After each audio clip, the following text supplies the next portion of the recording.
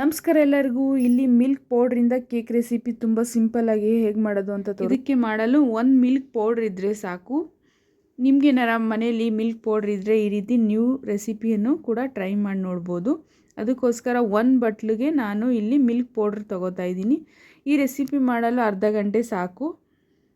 Milk ಪೌಡ್ರ ಒಂದು ಬಟ್ಲು milk powder ಮತ್ತು ಇದಕ್ಕೆ 1.5 ಗ್ಲಾಸ್ ನೀರು ಹಾಕಿ ಇದನ್ನು ಚೆನ್ನಾಗಿ ಮಿಕ್ಸ್ ಮಾಡ್ಕೋತಾ ಇದ್ದೀನಿ. ಹಾಲು ಥರ ನೀವು ಮಿಕ್ಸ್ ಮಾಡ್ಕೋಬೇಕು.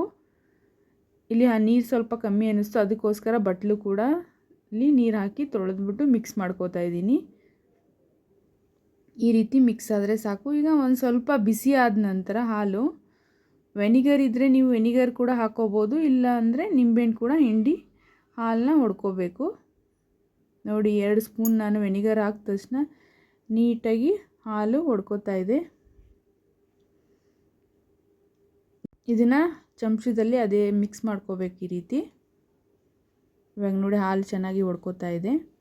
ಒಂದು ಕಡೆ ನೀರು, ಒಂದು ಕಡೆ ಪನ್ನೀರ್ ರೆಡಿಯಾಗಿದೆ. ಇಷ್ಟಾದರೆ ಸಾಕು. ನೋಡಿ ಸಖತ್ತಾಗಿ ಹಾಲು ಒಡೆದೋಗಿದೆ. ಇವಾಗ ನಾನು ಹಾಲನ್ನ, ಬಿಸಿ ಹಾಲು ಇತ್ತಲ್ಲ ಅದು ಒಡೆದೋಗಿರೋ ಹಾಲನ್ನ ಸೋಸ್ಕೋತಾ ಇದ್ದೀನಿ. ಈ ಕಡೆ ಪನ್ನೀರ್ ಬೇರೆ, ಹಾಲು ನೀರು ಬೇರೆ ಮಾಡ್ಕೋತಾ ಇದ್ದೀನಿ. ಅದರಲ್ಲಿರೋ ನೀರೆಲ್ಲ ಚೆನ್ನಾಗಿ ಸೋಸ್ಕೊಂಡು ಚಮಚದಲ್ಲಿ ಈ ರೀತಿ ನೀರನ್ನ, ಎಕ್ಸ್ಟ್ರಾ ನೀರಿರೋದನ್ನ ತೆಗಿತಾ ಇದ್ದೀನಿ. 2 ನಿಮಿಷ ನೀರು ಸೋಸಲು ಒಂದು ಕಡೆ ಎತ್ತಿಟ್ಕೋತಾ ಇದ್ದೀನಿ. ಇವಾಗ ನಾವು ಕೇಕ್ ಮಾಡ್ತಾ ಇದ್ದೀವಲ್ಲ, ಸ್ವೀಟ್ ಆದರೂ ಅನ್ಕೋಬೋದು, ಇಲ್ಲ ಕೇಕ್ ಆದರೂ ಅನ್ಕೋಬೋದು. ಒಂದು ಕುಕ್ಕರ್ಗೆ ಉಪ್ಪು ಹಾಕಿ ಸ್ವಲ್ಪ ಬಿಸಿ ಮಾಡಲು ಇಡ್ತಾಯಿದ್ದೀನಿ. ಒಂದು 15 ನಿಮಿಷ ಕುಕ್ಕರ್ ಬಿಸಿ ಆದರೆ ಸಾಕು. ಇದು ಒಡಿಶಾ ಫೇಮಸ್ ಸ್ವೀಟು, ಆದರೆ ನಮ್ಮ ಮಕ್ಕಳು ತಿಂದ ತಕ್ಷಣ ಹೇಳಿದ್ದೆ ಇದು ಕೇಕ್ ಥರ ಇದೆಯಮ್ಮ, ಸಖತ್ತಾಗಿದೆ ಅಂತ ಹೇಳ್ತಾಯಿದ್ರು. ಒಂದು ತಟ್ಟೆಗೆ ಸ್ವಲ್ಪ ಅದನ್ನು ಹಾಕಿ ಚೆನ್ನಾಗಿ ಇದನ್ನು ಮಿಕ್ಸ್ ಮಾಡ್ಕೋಬೇಕು. ಆರಿದ ನಂತರ ಚೆನ್ನಾಗಿ ಇದನ್ನು ಮಿಕ್ಸ್ ಮಾಡ್ಕೊಳ್ಳಿ.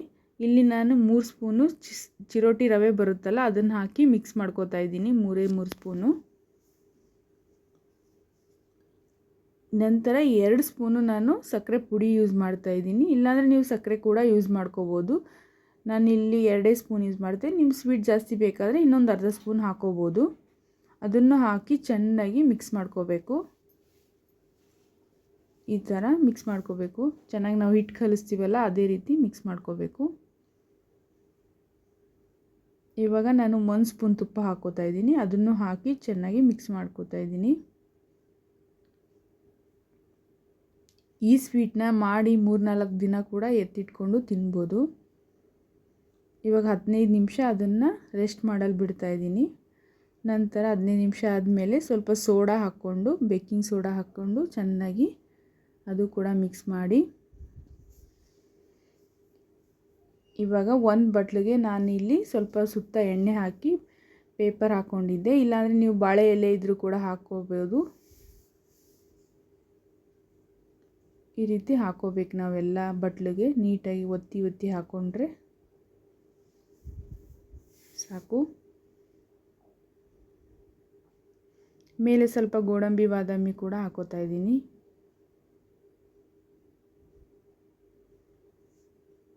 ಇವಾಗ ಕುಕ್ಕರ್ ಬಿಸಿಯಾಗಿದೆ.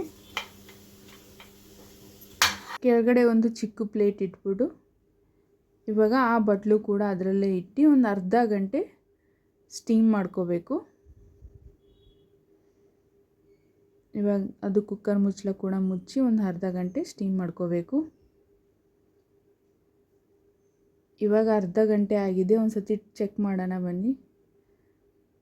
ಇವಾಗ ಒಂದು ಕಡ್ಡಿ ಅಥವಾ ಒಂದು ಸ್ಪೂನ್ ಸಹಾಯದಿಂದ ಅದರೊಳಗಡೆ ಹಿಂಗೆ ಚುಚ್ಚಿ ನೋಡಿದಾಗ ಗೊತ್ತಾಗುತ್ತೆ ಅದು ಏನಾರ ಕಡ್ಡಿಗೆ ಅಂಟ್ಕೊಂಡಿದ್ರೆ ಬೆಂದಿಲ್ಲ ಅಂತ. ಇದು ನೋಡಿ ಚೆನ್ನಾಗಿ ಬೆಂದಿದೆ, ಕಡ್ಡಿಗೆ ಒಂಚೂರು ಅಂಟ್ಕೋತಾ ಇಲ್ಲ.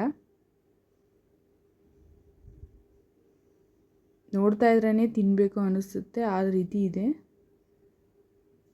ಇವಾಗ ನಾನು ಅದು ಸ್ವಲ್ಪ 10 ನಿಮಿಷ ತಣ್ಣಗಾದ್ಮೇಲೆ ಅದನ್ನು ತೆಕ್ಕೋತಾ ಇದ್ದೀನಿ. ಅದರ ಮೇಲೆ ಹಾಕಿದ್ನಲ್ಲ ಬಟರ್ ಪೇಪರು, ಅದು ಕೂಡ ತೆಗಿತಾ ಇದ್ದೀನಿ.